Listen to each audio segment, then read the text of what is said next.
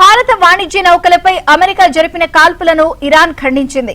America జరిపిన క్రూరమైన దాడుల్లో కనీసం 3 భారతీయ పౌరులు మరణించారని ఇరాన్ విదేశాంగ ప్రతినిధి ఇస్మాయిల్ బాగేహీ ట్వీట్ చేశారు. ఇది అమెరికా కొనసాగిస్తున్న సాయుధ దోపిడీ విధానానికి స్పష్టమైన నిదర్శనమన్నారు.